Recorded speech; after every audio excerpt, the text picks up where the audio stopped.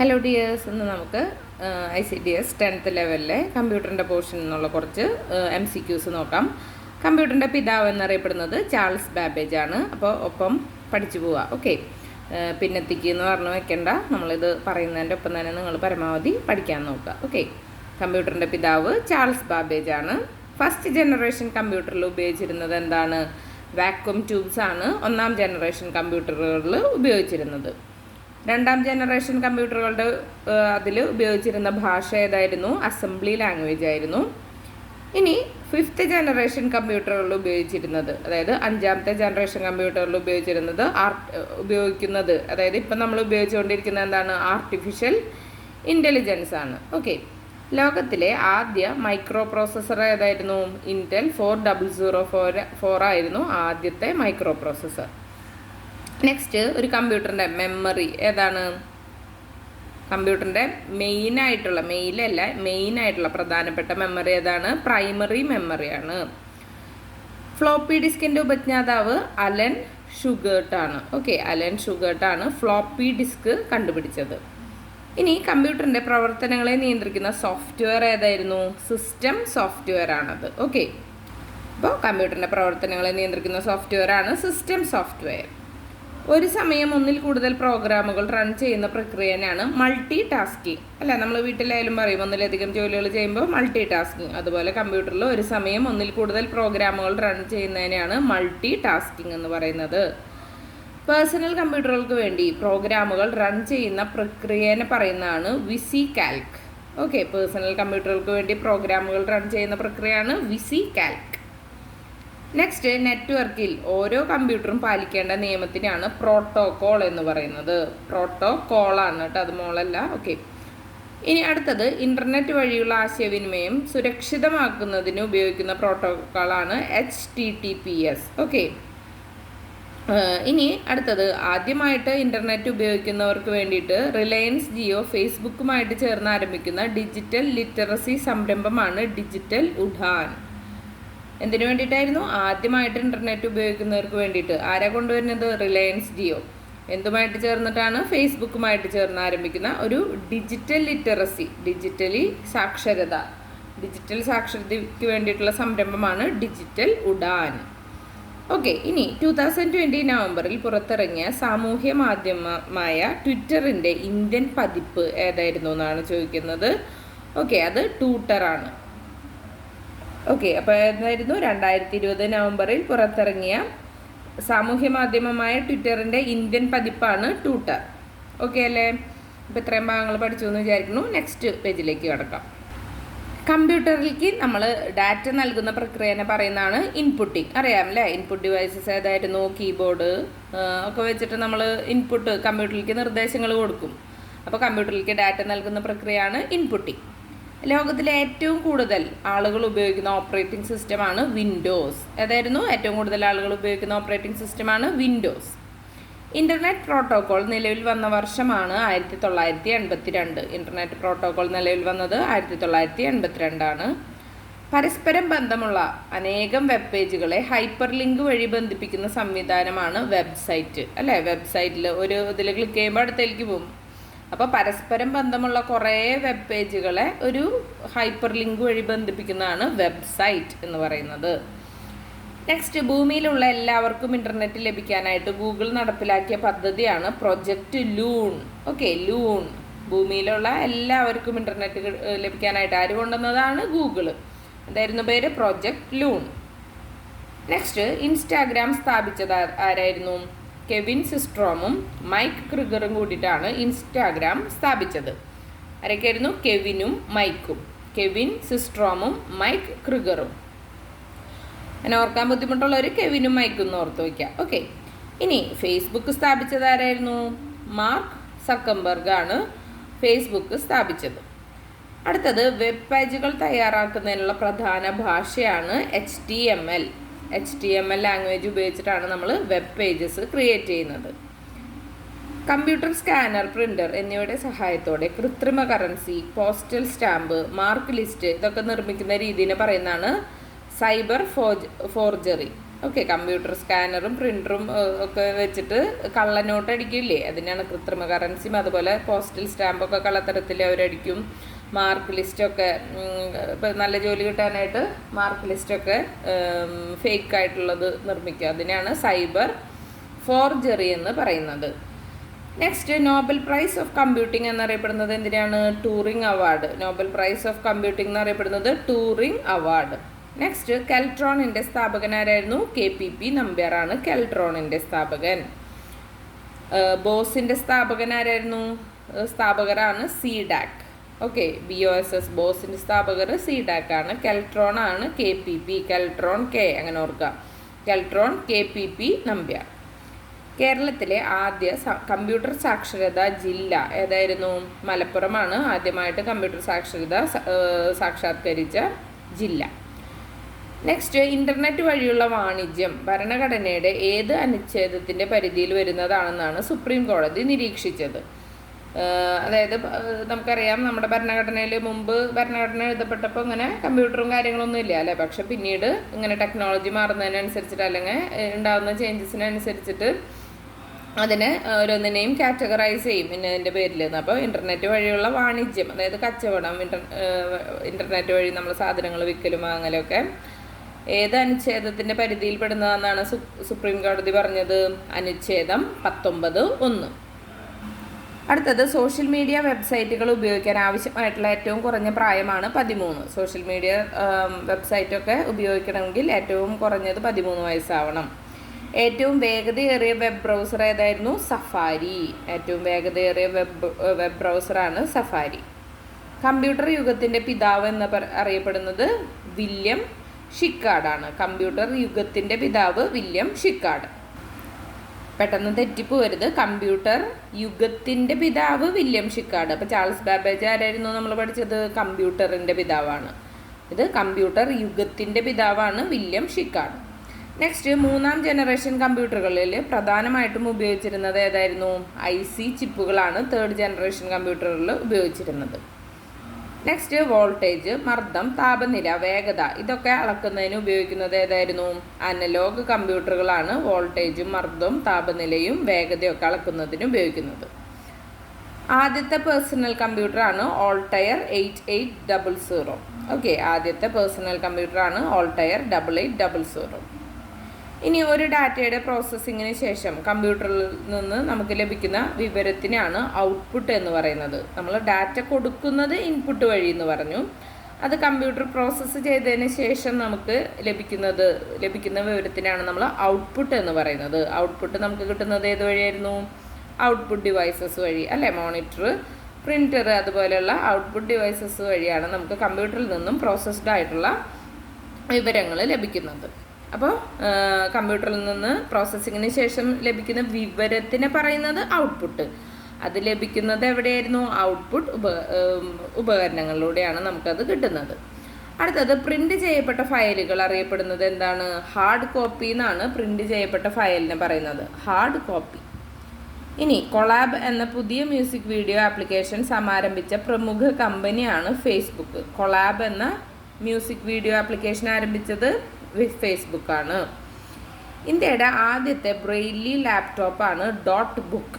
ഇന്ത്യയിലെ ആദ്യത്തെ ബ്രെയിൻലി ലാപ്ടോപ്പാണ് dot book. Okay, brain ലിപി കേട്ടിട്ടില്ലേ? അതായത് കാഴ്ച പരിമിതിയൊക്കെ ഉള്ള ആൾക്കാർക്കുള്ളതാണ് ബ്രെയിൻ ലിപി. അപ്പോൾ ബ്രെയിൻലി ലാപ്ടോപ്പ് അവർക്ക് വേണ്ടി ആരംഭിച്ചത് ഇന്ത്യയുടെ ആദ്യത്തെ ബ്രെയിൻലി ലാപ്ടോപ്പാണ് ഡോട്ട് ബുക്ക്. നെക്സ്റ്റ്, മോട്ടോർ വാഹന വകുപ്പിൻ്റെ സേവനങ്ങൾ ഓൺലൈൻ ആക്കുന്നതിനുള്ള സോഫ്റ്റ്വെയർ ആണ് വാഹൻ. മോട്ടോർ വാഹന വകുപ്പിൻ്റെ സേവനങ്ങൾ ഓൺലൈൻ ആക്കാനുള്ള സോഫ്റ്റ്വെയർ ആണ് വാഹൻ. അടുത്തത്, ഒരു കമ്പ്യൂട്ടർ ഓൺ ആക്കുമ്പോൾ ആദ്യം നടക്കുന്നത് എന്താണ്? Post power on self test ആണ് നടക്കുന്നത്. ഇനി ഇന്ത്യ നിർമ്മിച്ച ടാബ്ലറ്റ് ആൻഡ്രോയിഡ് കമ്പ്യൂട്ടർ ഏതാണ്? ആകാശാണ്. ലോകത്ത് ആദ്യമായിട്ട് 3G നെറ്റ്വർക്ക് ആരംഭിക്കുന്ന കമ്പനിയാണ് എറിക്സൺ. ലോകത്ത് ആദ്യമായിട്ട് 3G നെറ്റ്വർക്ക് ആരംഭിക്കുന്നത് എറിക്സൺ.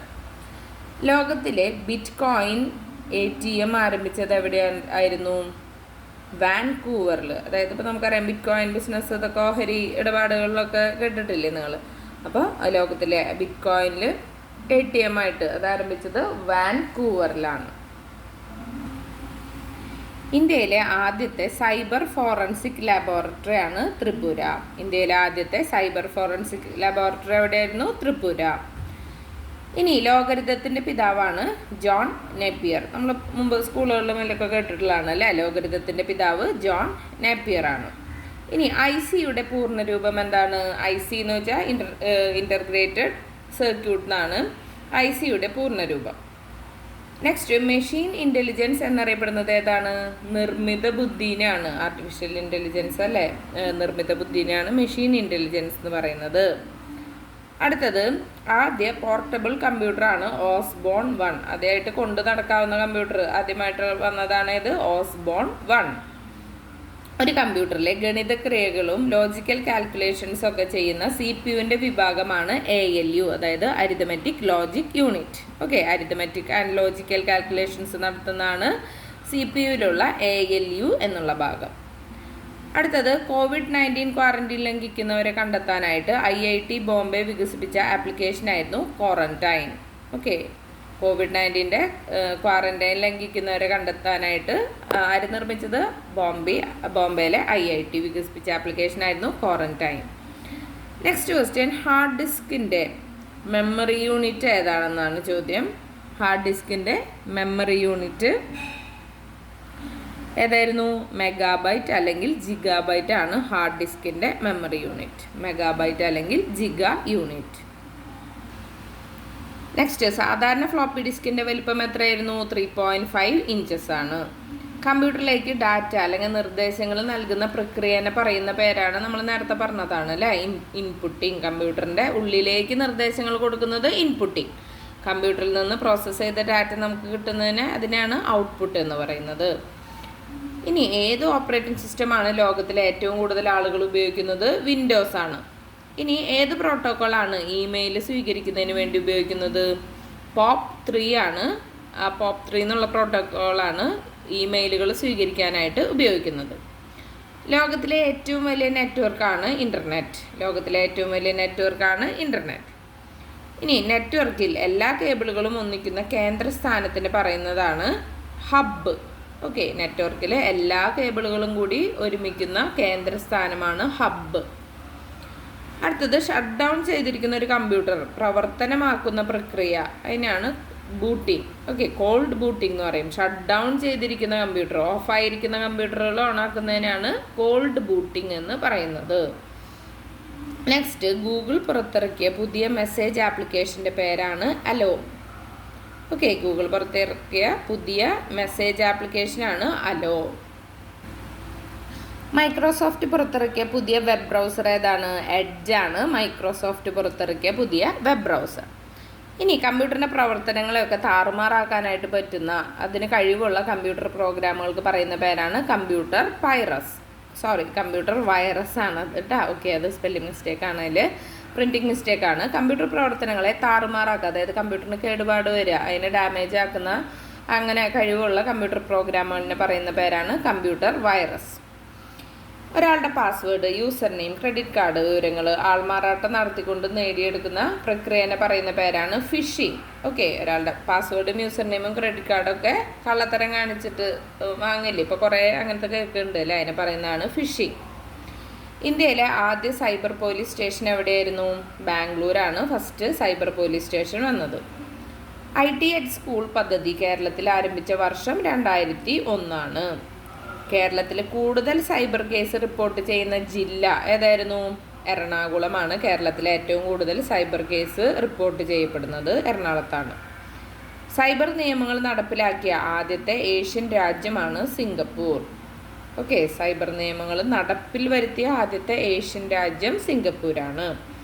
കേരളത്തിലെ ആദ്യത്തെ പേയ്മെൻറ്റ് പഞ്ചായത്താണ് മഞ്ചേശ്വരം.